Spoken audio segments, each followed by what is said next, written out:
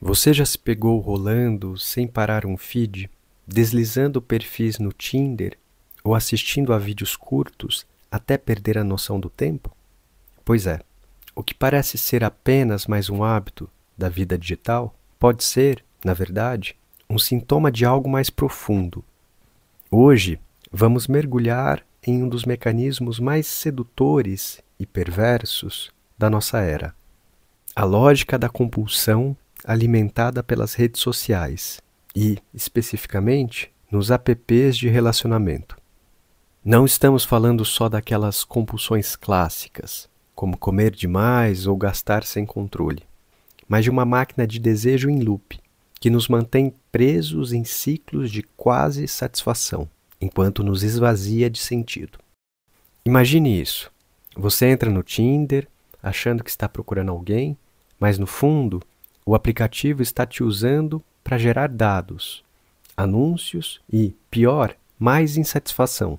Cada match, cada like, cada swipe é um ping de dopamina que não leva a lugar nenhum, só de volta ao mesmo lugar. É como um cassino digital, onde a próxima carta sempre promete ser a certa, mas nunca é.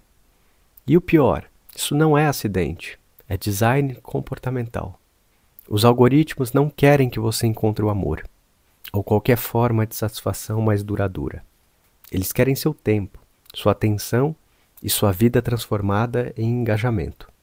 Neste episódio, vamos explorar como essa lógica compulsiva nos torna trabalhadores não remunerados das plataformas.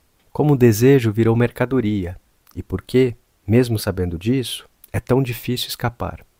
Com a ajuda da psicanálise, especialmente de Lacan e seu conceito de compulsão à repetição, vamos decifrar por que, no mundo dos algoritmos, nunca é o bastante.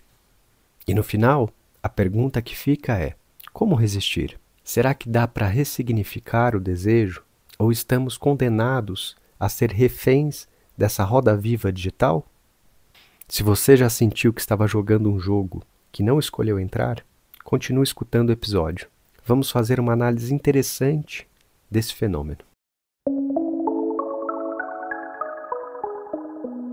Olá, amigos! Este podcast é um experimento de pós-doutorado. Meu nome é Guilherme Oliveira, sou psicanalista. Iniciei uma pesquisa sobre os desafios no campo analítico na era das inteligências artificiais.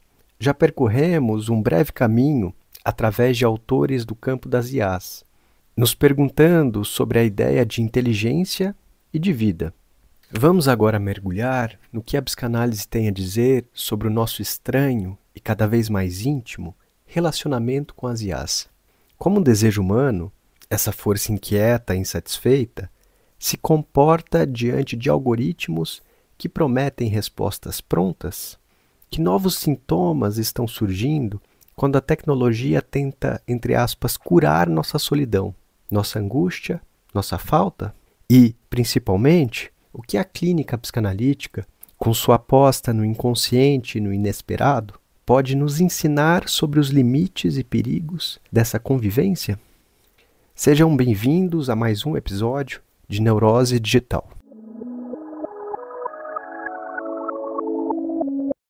Como falado na introdução, hoje vamos mergulhar em um tema cada vez mais presente nas nossas vidas: a compulsão. Não só aquela dos sintomas clássicos, como compulsão alimentar, compulsão por compras, etc. Não. A nossa abordagem aqui vai ser pela via da compulsão sendo produzida pelas redes sociais, especialmente produzida por algoritmos, ou seja, por inteligência artificial.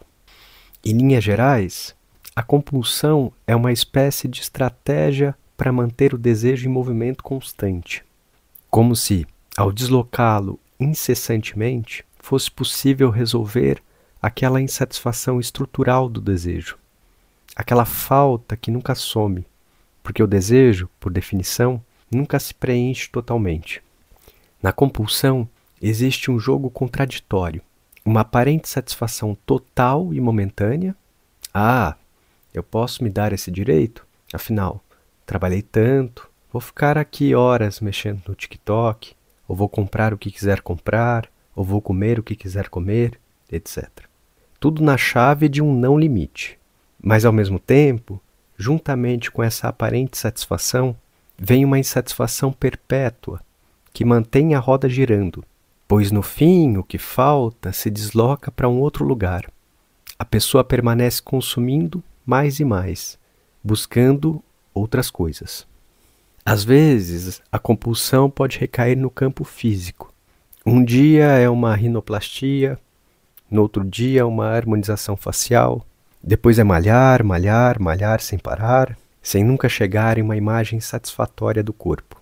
Pode recair no trabalho também, em uma valorização do workaholismo pelas redes, sair todos os dias do escritório à meia-noite para poder postar, etc. As redes sociais potencializam muito isso, criando comparações infinitas e produzindo imperativos de consumo constante, mesmo que seja consumo de si mesmo, da própria imagem para o outro. Há também o consumo de vídeos curtos, do scroll infinito. Tudo isso nos coloca em um ciclo de consumo sem fim.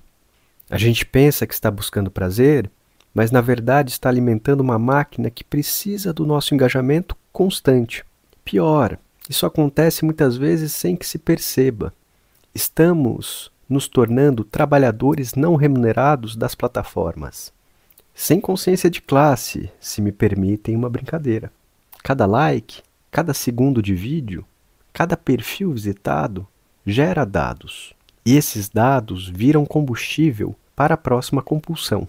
E a vida está se transformando em uma lógica de gerar engajamento o tempo todo. É necessário engajar no trabalho, engajar nos relacionamentos, até no lazer. Consumir, produzir, repetir. Sem um objetivo muito claro e também sem um fim em vista. Vou fazer uma pequena provocação aqui com uma fala do Lacan em 1972, em uma conferência que ele fez na Bélgica, em Louvain.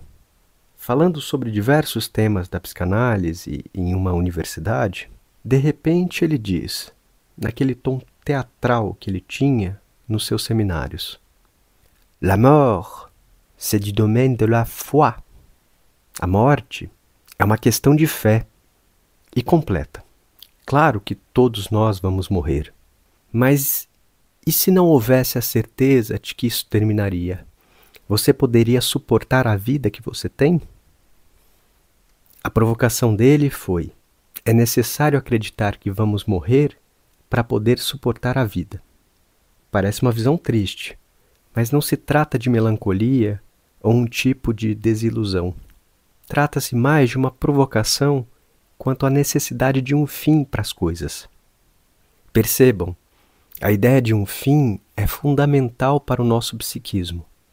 No fundo, a compulsão é uma resposta torta para isso, porque de algum modo nunca tem fim, e é justamente nesse lugar que o sofrimento aparece, porque as pessoas não conseguem se controlar. Então a pergunta que fica é, em relação ao mundo que estamos vivendo: como escapar dessa roda viva? Será que dá para ressignificar o desejo? Ou estamos condenados a sermos reféns dessa lógica? A saída não é simples, mas começa por se dar conta disso. Sair dessa espécie de automatismo de repetição, diria Lacan. No caso do que está acontecendo através das redes, perceber que muitas vezes não somos nós que desejamos. É o algoritmo que está moldando formas de gozo através de um bombardeio insatisfeito de objetos de desejo. Um exemplo paradigmático disso são os aplicativos de relacionamento. Eles exemplificam bem o que está em questão. Você já parou para pensar por que os aplicativos de relacionamento parecem um jogo sem fim, como se fossem bets de relacionamento? Pois é. As pessoas entram no Tinder, no Bumble, etc., com aquela esperança de achar alguém especial. Não necessariamente para ter algo sério, mas pelo menos para ter um encontro mais real com o outro. Porém, muitas vezes, o que acontece é que ficam rolando, quase como se estivessem num cassino digital, onde a próxima carta pode ser a certa, que nunca é. E aqui vem o pulo do gato. O algoritmo não quer que você saia do aplicativo. Ele não quer que você encontre o amor da sua vida e viva feliz para sempre. Ele quer que você continue jogando um loop infinito de insatisfação. Isso não é teoria da conspiração, isso é puro design comportamental. Esses aplicativos funcionam como máquinas de engajamento infinito, alimentadas por uma lógica perversa. O match dá um pico de dopamina, mas a conversa muitas vezes esfria, e aí você volta a rolar. O algoritmo aprende com seus deslizes. Quanto mais você desliza para a direita e para a esquerda, mais ele te mantém naquele estado de quase encontro, de quase satisfação. É como se você estivesse sempre a um passo de algo realmente significativo. E é exatamente essa tensão que te mantém preso. O algoritmo não quer o seu bem, ele quer o seu tempo. Não estou dizendo que todo mundo que está nesses aplicativos está sendo manipulado de forma inadvertida. Longe disso. Muita gente consegue, sim, construir relações interessantes a partir dali. Mas o sistema em si é desenhado para te manter no jogo, não para te ajudar a sair. É a mesma lógica das redes sociais. Quanto mais tempo você passa lá, mais anúncios você vê, mais assinaturas premium você considera, mais dados você entrega. A questão não é demonizar os aplicativos, mas entender o jogo que você está jogando. Se você percebe que está num ciclo de match, conversa rasa, ghosting e volta a rolar, talvez seja o momento de se perguntar: isso daqui está me levando para onde eu quero ir? Porque no fim das contas, o amor, o encontro, se tornam assim produtos de consumo. E nenhum algoritmo vai te dar a fórmula mágica. Às vezes, a saída é justamente desligar o piloto automático e perguntar: o que eu realmente quero? Lacan trata a compulsão, em sua obra, principalmente através do conceito de compulsão à repetição, ou automatismo de repetição, articulando-o com a estrutura do inconsciente, com o gozo e o funcionamento do sujeito no campo do desejo. Sua leitura é influenciada por Freud, mas ele radicaliza e reformula a noção, a partir de um entendimento de repetição de significantes, o automaton. Para Lacan, a compulsão à repetição não é simplesmente a repetição de traumas ou eventos passados, como em Freud, quando este fala das neuroses de guerra, por exemplo, mas um retorno do real, do impossível, daquilo que resiste à simbolização e insiste no psiquismo. Tem a ver com a ideia que trabalhamos no episódio 5 sobre a chamada coisa com C maiúsculo. Em Freud, a compulsão à repetição aparece em Além do Princípio do Prazer, onde o sujeito repete experiências dolorosas, contrariando o princípio do prazer. Lacan a relaciona ao automatismo de repetição, que não é apenas psicológico, mas uma estrutura de linguagem e do desejo. O sujeito repete porque algo não foi simbolizado, retornando como sintoma. No circuito do desejo, o sujeito está preso em uma rede de significantes, e a compulsão revela o fracasso da simbolização. Além da estrutura significante, que se repete como automaton, há um entendimento da compulsão pela via do gozo, como satisfação paradoxal que muitas vezes está além do princípio do prazer e pode ser até mesmo dolorosa. A compulsão leva para um além inesgotável, girando em torno de um vazio, do objeto causa do desejo, objeto A, na sua forma de vazio, na sua forma de nada, que nunca é totalmente alcançado, levando a repetições infindáveis. Mas além disso, além dessa consideração mais, entre aspas, individual, dessa consideração em torno do sujeito, Lacan, ainda na década de 70, considerava que o próprio capitalismo estava se encaminhando para uma lógica da compulsão. Em seus últimos seminários, Lacan analisa a sociedade moderna e o discurso do capitalista, onde a compulsão se manifesta como consumo desenfreado ou acumulação infinita. Uma tentativa de preencher o vazio com objetos que nunca satisfazem verdadeiramente. Isso porque ele não viveu na era das IAs. Ele até sabia da existência das teorias de inteligência artificial, mas não poderia prever o papel proeminente que os algoritmos teriam na consolidação dessa lógica. O algoritmo não é neutro. Ele foi feito para nos manter presos no ciclo do quase, quase satisfeitos, quase conectados, quase amados. E nesse quase, viramos combustível de uma máquina que lucra com nossa insatisfação. Lacan nos lembra que a compulsão é um sintoma de algo que não foi simbolizado, um vazio que tentamos preencher, com likes e consumo infinito. Mas há ainda algo a mais, um uso dessa estrutura pelo sistema para tirar uma, digamos, mais-valia. Não é à toa que nos tornamos trabalhadores não remunerados. Produzimos valor, mas não recebemos uma contrapartida, muito menos um salário. O que nos resta? Protestar? Montar o sindicato dos provedores de dados não remunerados? Brincadeiras à parte, e se, em vez de correr atrás do próximo match, a pessoa pudesse parar e se perguntar: o que eu realmente desejo? Não o que o Tinder, o Instagram, o TikTok dizem que eu devo desejar, mas o que, no silêncio, entre um scroll e outro, ainda resiste como singularidade da minha história? Isso não significa jogar o celular no lixo e virar um eremita digital, mas talvez, pelo menos, desacelerar. Notar quando o gesto vira automatismo. Questionar: estou rolando por tédio, ansiedade ou vontade real?